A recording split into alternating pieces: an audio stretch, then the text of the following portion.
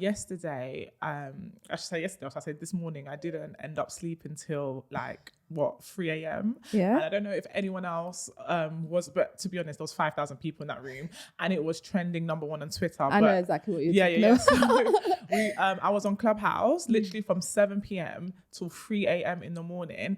And it was basically, there's this girl, her name is Ash, and she's got a room that she kind of hosts different discussions, and it's called Talks with Ash. So if you don't know, but that's basically what I was listening to. Yeah. And basically last night they were talking about basically Instagram hairstylists. Girl, we've all had our traumatic events with them. No, it's a bit mad though, because listening to these girls' stories, I could not believe the amount of negative experiences that people have actually gone through with these hairstylists. It's crazy because people always say this, obviously I'm guessing a predominant amount of them were black hairstylists. Yeah, they were all, every hairstylist mentioned were black. Yeah.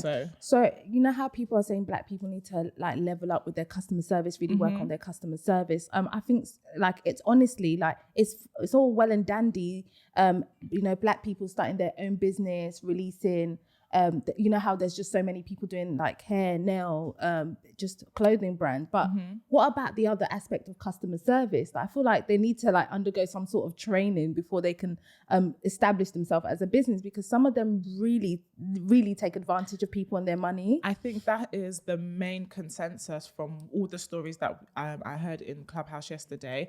Was basically the level of customer service was very, very poor. Appalling. And I was hearing a lot of really, really well-known hairstylists that you'll see their work on Instagram, you'll think they're amazing. And it's all well and good being a talented hairdresser and being a talented artist in whatever form it is. But if your job is to serve customers and clients and you're not giving them a good service, then that's obviously an issue. Even forget it being your job. People are obviously coming to you because God has blessed you with this talent and you're doing it well. How about these people are the reason why you're successful? Your customers are literally the epitome of your business. Do you know what I mean? So especially that kind of job. Yeah, respect them. At the end of the day, retention is better than just losing your customers.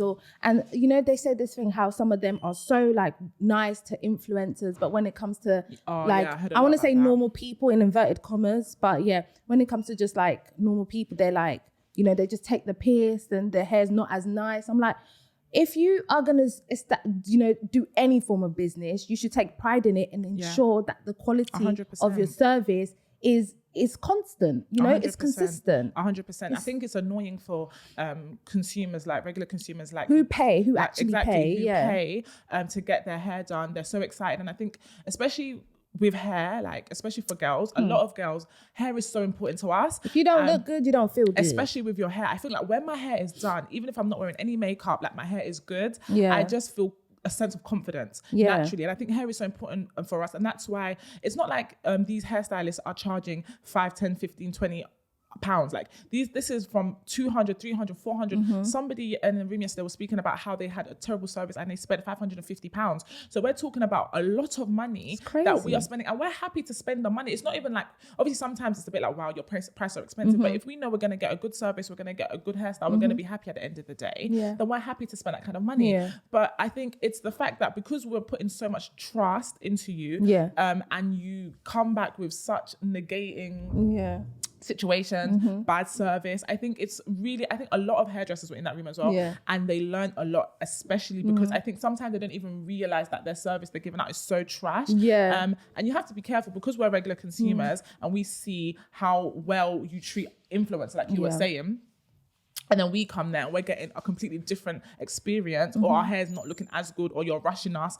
I think it's really, really poor. And I think it was so interesting to see and hear people's stories. Do you have any crazy stories from any Instagrammers, or have you ever gone to No, I haven't really had crazy ones. I try not to go to the influencers the hairstylists that are too popular. Okay. Because I know as soon as they start getting a bit popular, their communication, one thing I can't stand in life is people that are gassed. I feel if you're going to do anything, do it with humility.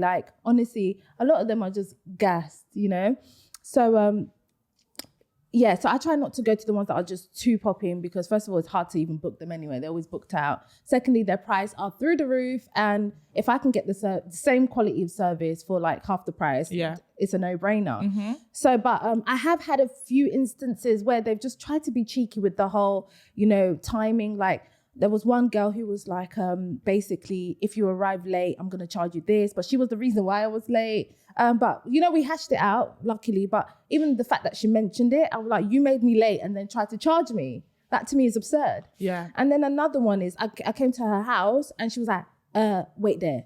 She just like, first of all, like, I'm at your house, so I get it. But she was just like, wait there. And I was like, okay. And then she was like, okay, go in the living room. I'll be with you in a second.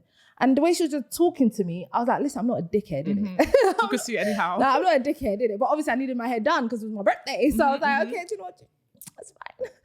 I'm gonna hold my tongue. But like a lot of them, they just, their attitude just unprovoked. It's just, it stinks. And nothing warrants like unprovoked rudeness. Like seriously. At all, especially when we're paying you. It's not like you're doing us a favor. Do you know what I mean? And I think that is a lot of the things that I was even hearing yesterday was, okay, some of the hairdressers, they messed up. They did things that were rude or they were late or whatever. But the thing that was consistent was that they wasn't even sorry. Like apologetic. They wasn't even apologetic. Like there was no like, oh, I'm so sorry, I'm running late. I'm so sorry you got here and my shop was shut and you've been waiting for an hour in the cold. Like there's no... They just feel entitled. There's no ownership. They're so entitled. I don't know why. That's the thing. A lot of them have really bad communication. That's the thing. Like even if you just communicate with your like customers. Like just let them know what's happening. Like we pay money and then you go ghost. Like to me, that's fraudulent behavior. Like, are you trying to scam me? That's the thing. I think if I hadn't paid you the money, like I paid you big £100, I'm sorry, the £100 is not chicken change to me anyway. So if the fact that you could just, you know, disappear and not respond, it's disrespectful. It's very, very that's just what it boils down to. It's